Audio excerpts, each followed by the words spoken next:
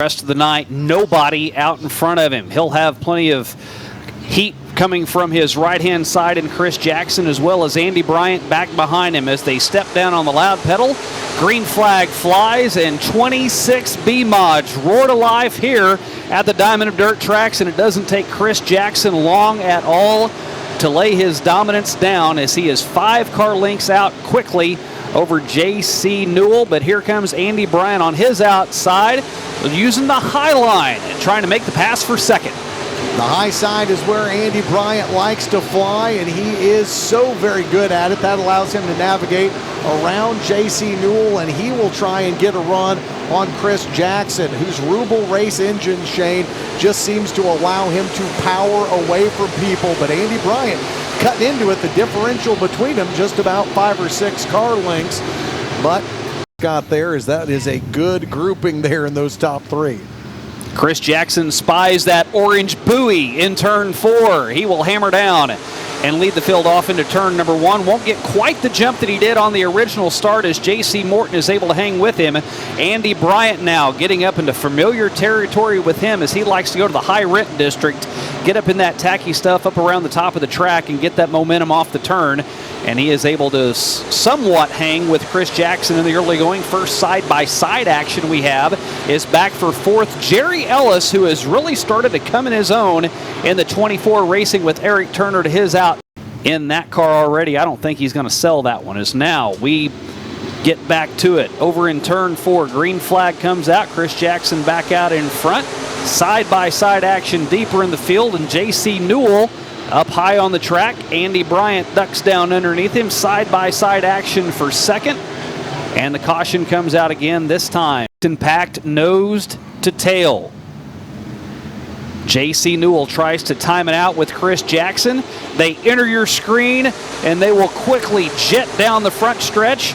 And Kris Jackson, a 3-car length advantage. But here comes Andy Bryant. First time KJ has been challenged in this so far. Bryant looks to the inside, then shoots right back out to the outside. Jackson tries to block that high line, will slide up in front of him. A half a car length advantage for Kris Jackson out in front of Andy Bryant. Boy, that was a tough move. Jackson doing whatever he could to try and slow the forward progress of Andy Bryant as the young gun, the driver of the 28, looked to be hooked up. That high line moving. Jackson now has moved up there to try and hold on to his advantage over the 28. J.C. Newell back behind them in third, about 8-9 car lengths back. Then there's 3 cars battling for 4th with Jerry Ellis, Eric Turner, and the 15 of Ryan Eddy. So your gut instinct right now would say Kris Jackson's led every single lap so far. Nobody's got anything for him, but what we've learned as we see action deeper in the field for 4th, 5th, and 6th with Eric Turner out in front of Ellis and Eddy, that's a side-by-side battle for 5th. The track will change extremely quickly here at Lucas Oil Speedway. You've got to keep up with it, and over the span of 20 laps, where the low side may work one time around, it doesn't work the next. And Andy Bryant's on a scavenger hunt right now. He's found some speed, and he is starting to catch up with your leader, is now Eric Turner, 2 car lengths out in front of Ryan Eddy. The great equalizer, though, Shane, is about to come into view as we are almost halfway home in this one. Kris Jackson starting to make his way up to the back of the pack, and that means he is about to encounter lap traffic. You see 2 cars there momentarily right in front of the driver of the 65, and he is as good as anybody as picking his line and going through. You see Bryant to the top of turn number 4, blocked by the lap traffic. That'll kill a bunch of his momentum as he finally gets around the 28 and stands on it. Are you sure that's going to kill his momentum? He found some tacky stuff whenever he had to get around the lap traffic, and when he did that, he found some speed. He was able to pull up alongside Kris Jackson. Lap traffic helps the 28 momentarily to help him find that faster line, but then it'll get in his way the next time around. Andy Bryant will lose a car length over Kris Jackson. What a couple of laps it was for Andy Bryant. He found something, then he lost it. Don't think he's done searching yet either, as your race leader gets a little love tap from the 75 that time. The 20-year-old Gage Garouk getting side by side with Jackson, now side by side with Bryant as they beat on one another. and that is going to give your race leader all the opportunity in the world to set sail, as Andy Bryant now will find himself way behind Jackson that time with a differential, Shane, of over 2 seconds now. Andy Bryant had a nose in front of him a lap and a half ago. He ran his fastest lap there, just a tick under 18 seconds whenever he did go to the high side. But then the lap traffic, he just washed up the track and made contact. Still a great battle back for fourth between Eric Turner, Ryan Eddy, and Jerry Ellis, as Kris Jackson continues to get through lap traffic. Kenny McDonald the next to go a lap down. And then the 54 of Sean Whitman to the outside of Kris Jackson. Sean Whitman went 111 miles an hour at Bristol. I was at Bristol. I did not go 111 miles an hour. Did you go that fast going home? Yeah, there were a couple times where I did. At 3 o'clock in the morning, you can get away with that. But Sean Whitman able to go 111 there, and he's getting lapped now by some of the top contenders in this USRA B-Mod class. Still a great battle for fourth. Eric Turner, that time around, just a tick faster than Ryan Eddy. Now Eddy, the middle of that sandwich, as J.C. Newell has stretched out in front of the 4th, 5th, and 6th place running cars. Eric Turner three-wheeling it up on the top side.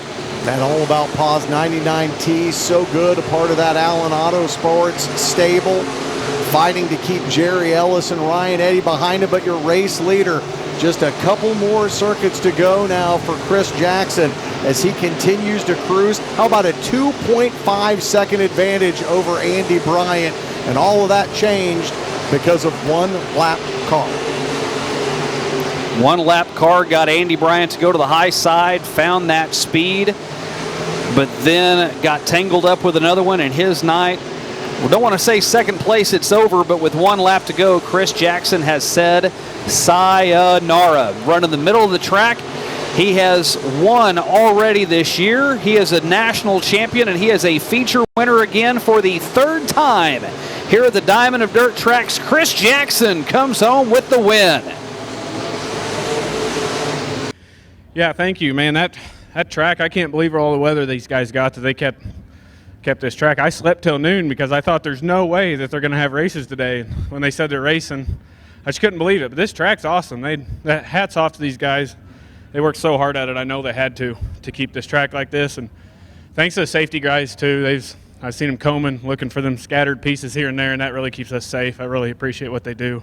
More noise here under the Saturday night lights. Cole Henson leads him around with the flash at his side, and it's time for the late models to get loud at Lucas Oil Speedway. 3 across with Ferris, the flash, and your defending track champion, and the hammer puts it down and gets around the two gentlemen vying for second place. Side-by-side racing off of turn number 4 as Fenewald and Ferris continue to do battle. Just a great side-by-side race between the 21 and the 51, and all the while that gives Cole Henson the chance to get a lot of room. The racer from Russellville, Missouri, all the way out to a second-plus advantage as Ferris, Shane, gets slowed there over in turn number 2, and that may be the opening that Fenewald needs. Yeah, your top 3 cars have all won features here already this year. Cole Henson did it earlier in the year, and you're looking at your last 2 winners as Johnny Fenewald 2 weeks ago, Larry Ferris last week, and the Flash, a dismal start to the year after the first 2 weeks of pretty much DNFs. He didn't even make turn 1 on opening night. Went straight up into the wall on the green flag, officially scored as a did not start, and now he's running second. He's got a lot of ground he's going to have to make up if he's going to try to catch up with Cole Henson. He was 2.5 seconds back on the last lap. Remember, this is our big show of the night, so 25 times around for the drivers of the Missouri Metal Building ULMA late models. The extra money kicked in, $1,000 to win, courtesy of the great folks at Rains Ice. So a big payday and an opportunity on 25 laps to see who the top late model driver is here tonight. And that battle still going for second place. Fenewald has it, Ferris wants it. But the driver of the 51 has not been able to solve the riddle on how to get around the Flash. And Shane, so many people have tried to figure out how to do that. There's a reason why he was a 3-time back-to-back-to-back track champion. There's trouble over in turn number 2 for the 3P. Matt Patton out of Edwards, Missouri. Has a little problem with his nose, but he got to the infield, and we stay green. Well, Larry Ferris averted disaster right there. You saw evasive maneuvers to make sure he did not tattoo Matt Patton and hold on to his position. You know, we talk about these late models, and we've had conversations with drivers before about how sensitive these cars are with adjustments. You can see a car come out, and it's really even magnified at like the Lucas Oil late model level, the MLRA level, to where you make one little adjustment and it can really change your night. Larry Ferris was dominant a week ago. He finally gets past the flash. He has made that one little adjustment that you're talking about, and now all of a sudden he has got a good part of turn 3 and 4 separating him and the driver from Appleton City, Missouri, as Ferris turns his fastest lap of the night, 15 and change to get around the flash. Lap traffic now for your race leader as the Hammer slides up into turn number 4. He had just gotten around the 7J of Jay Fields. Fields unable to go in the heat races earlier tonight, but happy to make the show here, collect some points tonight. But his race car bounces off of the top of turn number 2, and that gap getting bigger and bigger between Larry Ferris and Johnny Finewald now as they've got a lap car in between them. Not only was Cole Henson your track champion last year, but he was the ULMA champion the year before. ULMA Rookie of the Year is his lead starting to evaporate as Larry Ferris is catching up with him. We talked to him a couple weeks ago, Cole Henson. His chassis is named Mystical. These Longhorn chassis, there's not a lot of them that are produced, so the manufacturer actually names each and every chassis, and right now the way it's looking, Cole Henson's going to have to pull off some mystical laps here in the last 10 because Larry Ferris is on the hunt. He has found something as the driver of the 51. That car looks like it's on fire, and it's flying around the racetrack like it's on fire, all the way right up on the back bumper of your race leader now, and they will go side by side through 1 and 2. Ferris slides up behind Henson again, and he'll have to try it again and pick his spot. All the while, Dalton Imhoff now, Shane, has picked up a spot back further in the field as there's a battle for third. Imhoff has taken the spot away from Johnny Finewald, so you've got side-by-side racing for first and back in the field for third. Only down by 0.2 of a second is Ferris to Cole Henson. We talk about those little adjustments. Part of that is finding the line on the track you want to run. We saw Ferris have such a tough time getting around Johnny Finewald just to get second. Once he did, he was off like a rocket. He caught up with Cole Henson like he was sitting still. Now that he's gotten up to him, again, exactly the same thing as before. Had a tough time getting around Finewald. Now he's having a tough time getting around the Hammer. The 49-year-old from Nevada, Missouri, that just going to have to continue, as you often say, partner, to go fishing. Look for that one spot a little bit further up on the track, a little bit lower on the track to try and get around your race leader. 5 more laps to go between the racer from Russellville and Larry Ferris in the 51, putting cars a lap down. Dalton Imhoff running in third, Finewald fourth. The Capital Kid, Tucker Cox, rounds out the top 5 currently, and now Ferris kind of bouncing through turn number 2, giving up more and more room now to Cole Henson. Henson coming up alongside the pair of 42s, Chad Richwine, who he puts a little bit of a nose to, and Lane Ellard out in front of him. We saw lap traffic end up giving Andy Bryant a moment where he got out in front of Chris Jackson in the B-Mod A feature, but it usually ends up being more problematic for the guy in second than the guy in first.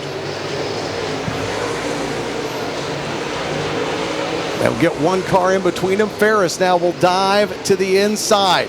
Our flagman, Mike Striegel, puts the white flag up one more time around. Larry Ferris in that 51. It has been racing like a red and yellow fire truck. Everybody normally gets out of the way, but nobody got out of the way tonight for Cole Henson. He will drive that 31 all the way into victory lane and take the top spot here in our Missouri Metal Building ULMA late model finale. Oh, I tell you what, man, this track was hooked up tonight. I tell you what, that's what I'm talking about. Hammer down and wheel that thing. So, but I tell you what, lap traffic was getting a little sketchy there for me. You know what I mean? I was trying not to mess up any and try to maneuver around them as best as I could. But lights have gone dark, green flag in hand. They'll see that orange tire, cone, and buoy in turn 4. And the modifieds will roar to life. Step down on the loud pedal. We're underway.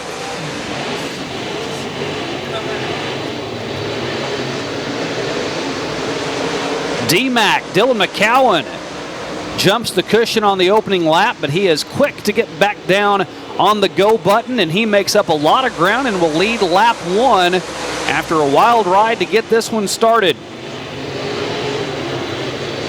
Talk about the principal in the back of the pack.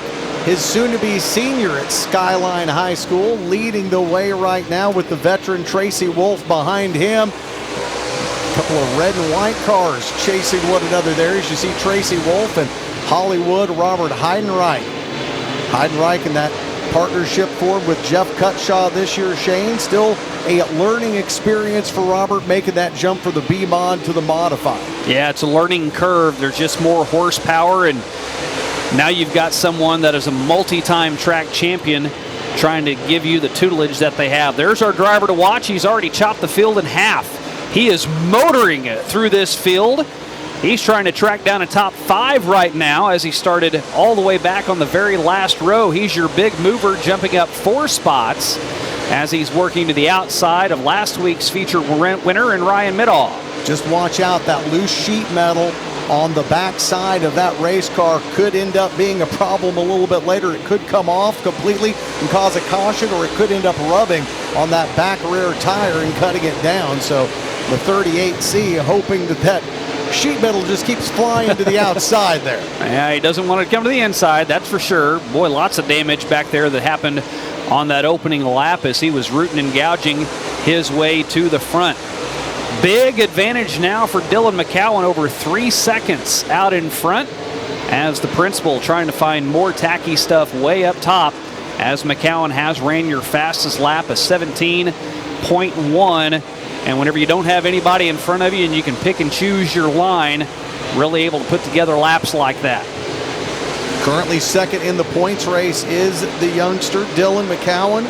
1 win, 3 top 5s so far for the young man who at the age of 6 got behind the wheel of a go-kart and has been running well ever since. Heck, he's 18 years old. He's already been a back-to-back track champion at another track. And Dillan, he started out in a B-Mod, and it took him so long to grab that first win. And we've talked about the B-Mod division here at Lucas Oil Speedway, about how stacked it is. Whenever he started taking over the modifieds, he just gradually got better and better. He ran an IMCA modified at another track, made the jump to this USRA modified that has more horsepower. It handles completely different, and now he has really found a groove, and it's a battle for second now. That's the only race on the track. This is 3rd, 4th, and 5th with Chase Domer running in 5th. He was a feature winner last night. Tracy Wolf, who leads that pack, running in 2nd, got tattooed last week, had a lot of damage done on that car and knocked him out. We talked about Hollywood Robert Heidenreich, but then Chase Jones, who is now sitting back in 4th, out of El Dorado Springs, ran 4th last night. It's a Phoenix chassis, and he has just been tight here all year long. He hasn't gotten his car to turn in the apex of the corner, just wants to shoot straight up on the track. He thinks whenever he gets that taken care of, he'll be in good shape. Is now Hollywood to the inside. Something breaks on that car. You saw the hand come out the window. His night is done as something goes awry. He wisely decides to get out of the racing surface, get out of the action, and not bring out a caution. Shane, he becomes the 3rd driver in the last 3 laps to exit. Heidenreich to the infield. Ryan Middaugh, your winner from a week ago, to the infield, and Peyton Phillips, the driver of the 98, took it out of the top of turn number 2 and back behind the wall. So 11 cars, and we've already dropped 3. McCowan now a 5.5 second advantage over 2nd place running Tracy Wolf. There's your battle for 3rd and 4th with Jones and Chase Domer. Domer in the 227 running just slightly lower on the track Chase Jones has found some tacky stuff up on the top side, and you can still tell how soft this track is by all the mud that's on the nose of Chase Jones's car, as now Domer dive bombs to the low side. Can he pull off the slide job? Can Chase Jones pull off the crossover? He gets back to the inside of the door panel as they're side by side over in turns 1 and 2. Chase Domer already has 2 wins at Old 71.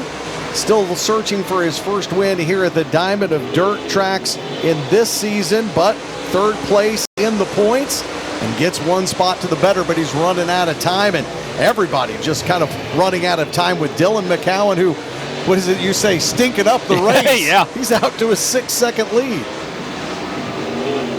He has pretty much straightawayed the entire field as he is entering turn 3 right now, and Tracy Wolf is over in the apex of 1 and 2, so he has more than straightawayed him.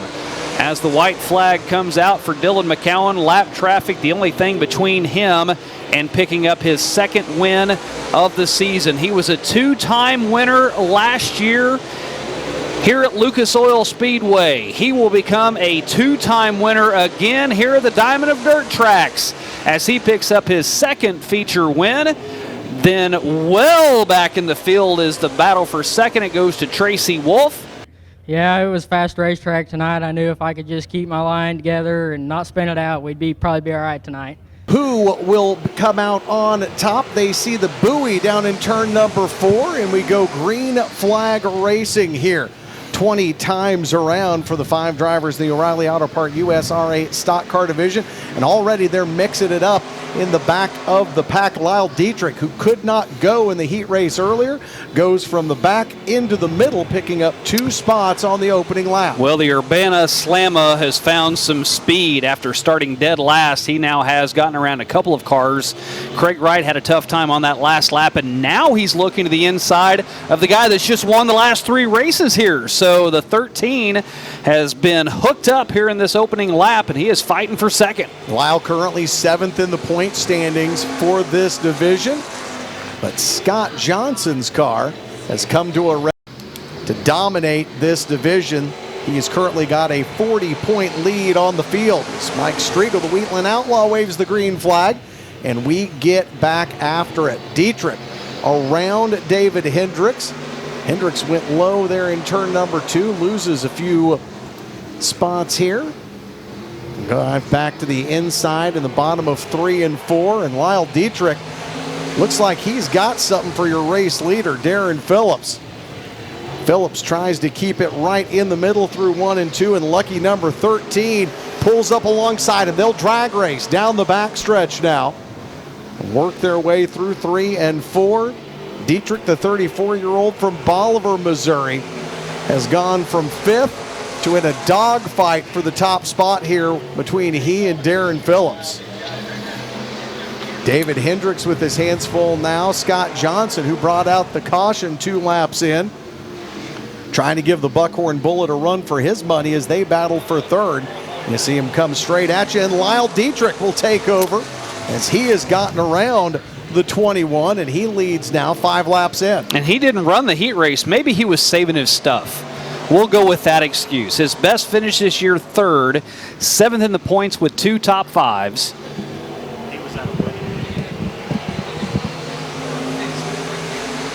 Chris Crocker just walked over to tell me, Shane, he didn't have car problems earlier. Oh, he didn't? No, he was at a wedding. Oh, okay. He showed up late. He had all sorts of different problems then. Totally different. I didn't say it was his wedding. Come on.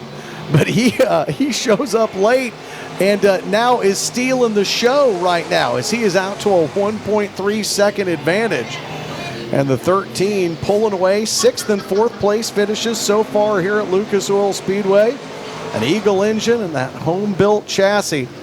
And right now, everybody, Shane, is just lined up and is in a parade around the Diamond of Dirt tracks here on this 3/8 of a mile semi-banked oval. Your driver to watch, David Hendricks, mired back in 3rd. Scott Johnson all over the rear end of his car, and he just can't charge up in the field in it. You know, at this rate, I would say Lyle Dietrich just needs to be a wedding crasher every Saturday before the races. Go to a wedding, not even show up for heats and then come out here and just roll past the field, as Lyle Dietrich, in all fairness, has not been that standout driver we've seen this year. He's just been kind of a middle-of-the-pack guy, but he has just been dominating and really got it hooked up as he continues to stretch that lead out.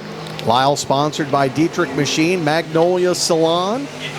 Had 2 wins at Dallas County a season ago. Looking for his first win at Lucas Oil Speedway here tonight. He will work his way through the middle of 3 and 4. Go flying by the orange cone, tire, and buoy. It kind of looks a little bit like a scarecrow down there in turn number 4 now. You had the base and then you had the body with the cone. Now we've put a head on it. Kind of a pumpkin-looking thing down in the middle of turn number 4 as the battle for third continues. The Buckhorn Bullet and Scott Johnson going back and forth. And we talked, Shane, quite a bit about David sticking with this division after the street stocks left. Scott is a part of that group as well. He could have easily packed up and gone out elsewhere. He came up with a new car and brought it out here. It is learning as he goes with these USRA stock cars how to get them tuned up as well. Yeah, give both of those guys in that picture a ton of credit. It could have been extremely easy to find another track to run at, but again, I know we're fond of Lucas Oil Speedway just because we've been here this long, but it's about as fair of a track as you get. You hear a number of drivers say they go to other tracks and, well, they play favorites, or the track's just in horrible shape. The cars, you could just play bumper tag all night long. You don't get that stuff here, and I think these guys see it. And I think as the season progresses, and especially late in the year whenever the USRA Nationals come to town and there's 35 of these stock cars here, you'll see some people turn around and come back out for an event like that, and it'll really pique a lot of interest with this class. 4 laps to go. The battle for third continues between Hendricks and Johnson. All the while, the Urbana Slamma, with 2 top 5s under his belt, is boat racing the field. A 3.67 second advantage so far for Lyle Dietrich. Did not get here for the heats as he was at a wedding. Right now, that may be the new Saturday ritual from here on out. Another easy cruise through 3 and 4 for the driver of the 13. And this is that spot in the race where he has got just a ton of room in front of him, behind him, with a small car count tonight. No lap traffic to deal with in this division, so that great equalizer that we so often talk about really doesn't come into play. He's in the middle of 3 and 4 as the 24 of Craig Wright was in the middle of 1 and 2. He's got a half a lap distance between the front of him and behind him. Gets the 2 to go for Mike Striegel up in the flag stand. And this time around, the 13 will see the white flag. For Dietrich, it was a 3rd place finish on May 8th that was his best so far here in Wheatland, but he is going to be able to surpass that here tonight. He will go down the long backstretch of this 3/8 of a mile semi-banked oval and fire his way through 3 and 4. He says bye-bye to David Bowie, the start point, and comes to the finish line. Your winner tonight in the O'Reilly Auto Parts USRA Stock Car Division. Thank you, sir. That was fun. We came here several years ago, always wanted to do this, and we finally got it done. Well, great job. And, man, I tell you what, had to be fun. Short class, but, man, it had to be a lot of fun rolling around here. Great track here tonight. Oh, yeah. I had to go to a wedding earlier, so I came over, parked the car. Dad got it ready, and I missed heat races, but we made it for the feature and got it done.